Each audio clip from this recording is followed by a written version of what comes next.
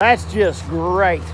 Now the job we're logging on, the neighbor is a freaking kerjillionaire. And I'm sure he ain't looking for a dirty logger. So we've got to, well, that ain't leaning back that bad. Oh, it's leaning back a little bit. That ain't too bad. I mean, oh! 7 years bad luck, Stevie. What I'm going to attempt to do is narrate this bitch. I'm going to try to do this a little different than I've been doing. Because what I've been doing in the past ain't been working out here.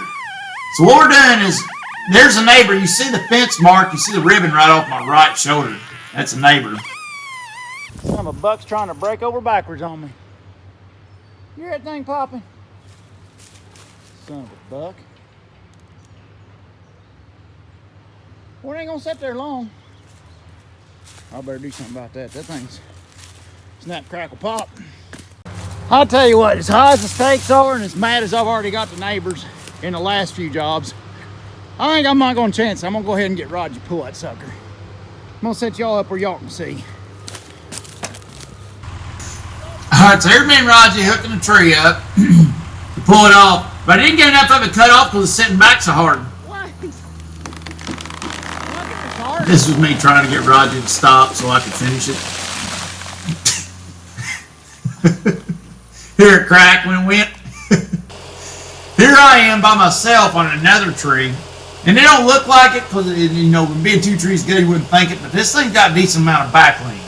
And you'll see me when I start to pull go real cautious at it. Because, can you see the angle the skidder is? I got to pull it to me and then get the skidder out of the way. So I start to me real slow and watch when it starts to go, when I start pulling on it, how far the tree goes forwards before it actually starts going on its own. And then what I got to do is I got to get the skidder out of the way before the tree comes down and smacks that arch. Because if it hits that arch, it's going to blow the packing out of both them cylinders at the same time. So that's the kind of thing you got to watch when pulling with the grapple, with a dual arch grapple, you know. Because that's a pretty fragile piece to be, you know, a cable skidder can wear a tree halfway, but one of these I hate taking a chance on. See, now I'm pulling out of the way. Boom! You know, and that works pretty slick, but you got to kind of take your time, be patient, and get your geometry right. Here we are. This is after we got rained out for a spell. We come back and we're pouring underneath the hog trough, which I come back to it later, and we're filling it full. It's a long story, but we're filling it full of concrete underneath because of the harmonics and the vibration. The concrete has to have enough weight to hold the weight down while it's shaking. Here I have a little issue with the recoil gas return on this saw bar on the din. This is after we got back to work, and I traded Stevie off. I think I was running din a little while. And here we are. This is just a clip we had. This is moving. I thought it looked kind of cool. This here, we finished the job, and we're moving off the Greenville job, heading to finish up on the job we had to move out of the winter of 2017. And it was mostly, I think, poplar and stuff, and we're not moving the boom in. We're going to do it with the din. Well, we're back on the job we got rained out of last fall. We're going to yard it with the din. There's probably 3 full days of logging here, and then 3 days of trucking, actually.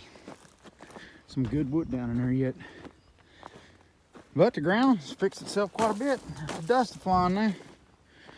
It's a little soft underneath, but not bad. It's good stuff. The kind of stuff that make you want to get out of bed and go logging. That kind of stuff. Mercy G. Mercy G, Mercy G. And here I am with the cut-up rack, the Bill O built cut-up rack. That's Tatey Todd Design, Bill O built. He did a good job on it. I was real proud of him. But it works real slick. The fact that nothing's tied to nothing. Everything is flexible and movable. I love that about that rack. I really do. It is really impressive when you're cutting up logs. You know, the knuckle boom has a circle slasher, and that's real nice, but the flexibility of this type of rack is even better, I think. And with what we do, we just have to have, you know, we can't move. We can't invest into a big processing head that just don't work for our company. You know, like what Cotton Top's using wouldn't quite work for our company because we got to move too often. We don't set up on a big job and sit there and just whack away. We got to be able to ready to move and stuff, so less equipment's better. We made it back to the mill. I think I made it back to the mill by 8 o'clock this morning, and then ran up the woods, got my first load. Eli's kicking it off now, and then we will go back and get another load or two of logs. I can't tell. Stevie's cutting them up, and then Roger's got something going on there at the den, so I'm just cycling and enjoying it. Ann's got Kelly tallying. I guess he's doing a tallying on the beach, and everybody's doing their thing. Stevie's running den to end, Kelly's tallying beach. We're doing cross training today. Working pretty slick. Pretty dadgum slick. Now with load number 3 of logs. This is a dusty road down through here. Look on.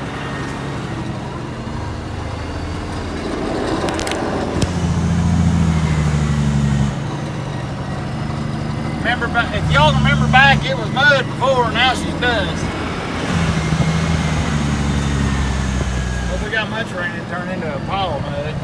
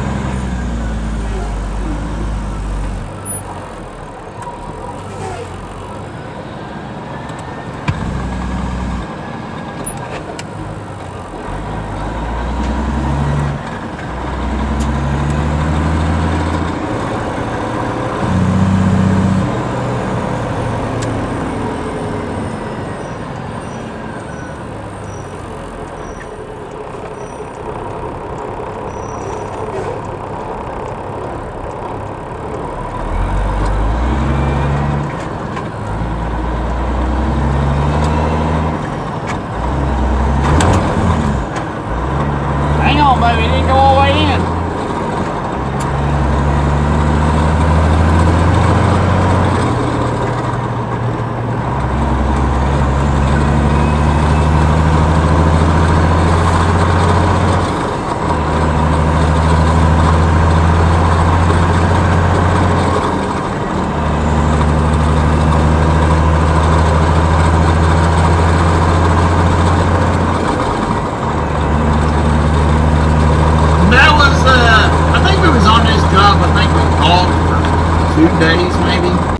And then we turned around and spent 2 days maybe hauling. I think it's a week. It's less than a week we was in here. It had, I think, less than 20, 25 semi-loads. And it turned out great. It turned out fantastic. And we're doing a little cross train. That's what was going on. Stevie was doing a little cutting. And now we're going to move off that job. And I thought this was a cool shot, moving junkyard skidder with the possum belly. And I've had people ask about the possum belly from time to time. It does work fantastic. We are super duper happy. It's just simple, quick, and easy for dozer, rubber tired skidders, loader, buncher. It's just quick. It's quick and simple. But now our equipment with Brutus and the Den and the Top Secret project, we're starting to get bigger equipment now, and we're going more towards detaches all the time. So in the next couple of years, we'll probably end up with another detach, which will be good. We'll have 3 low boys works good for a company. So having 3 sleds really helps out. But and now we're using the 2 good sleds and then the red-headed stepchild, so to speak. But that gets us her, it works good. Mechanically, it's all good. And here we are going downhill. And this was the maiden voyage for the,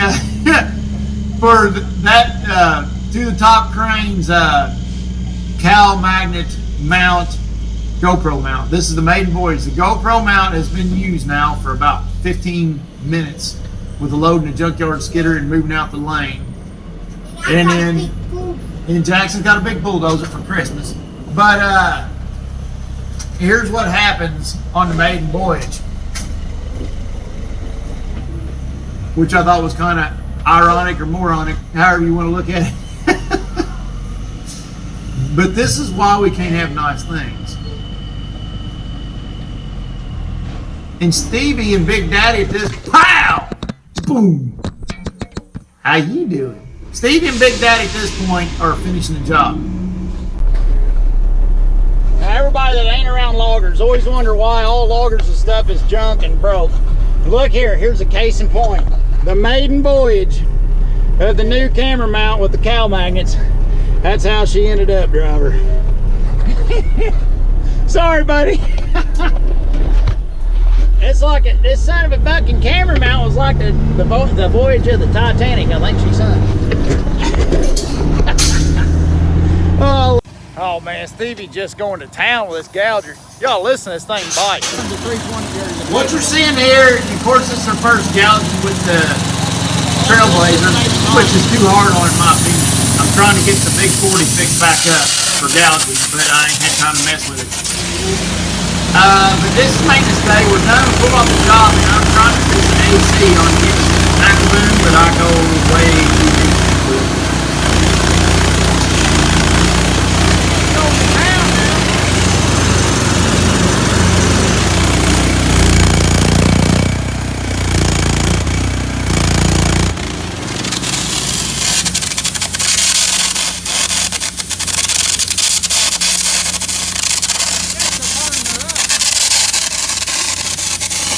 This job has been utter hell.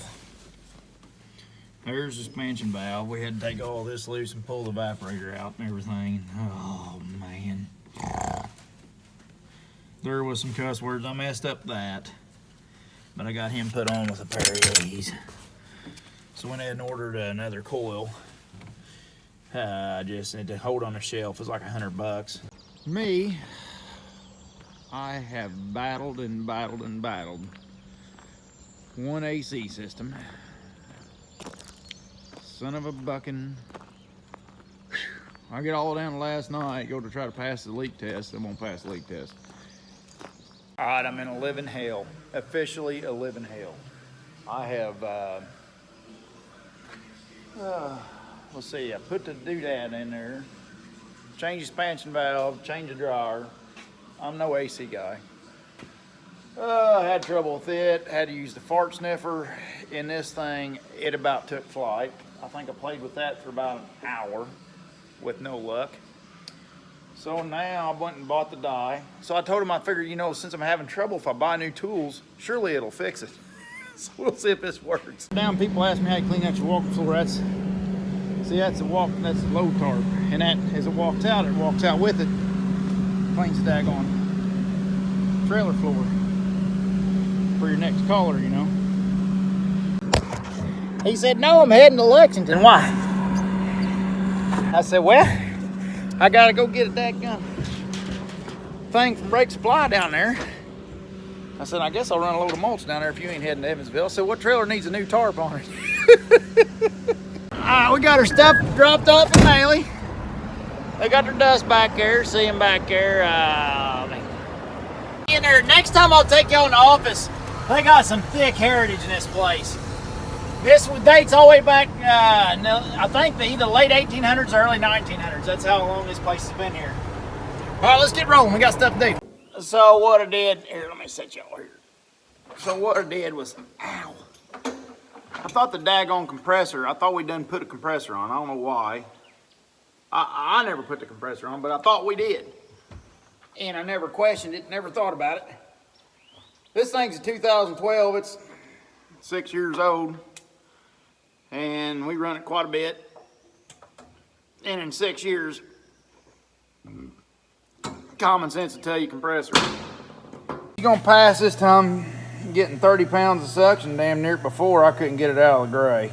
And it was the sheen was a burping and carrying on because it's a spinning out, peeling rubber, you know, sucking air around the seal of the pump, you know, or whatever. We are starting at 9:30, you know, we've been 10 minutes, you know, and these needles ain't moved a bit. She's gonna pass the flying colors. I ain't the least bit worried about it now. Alright, we got her done.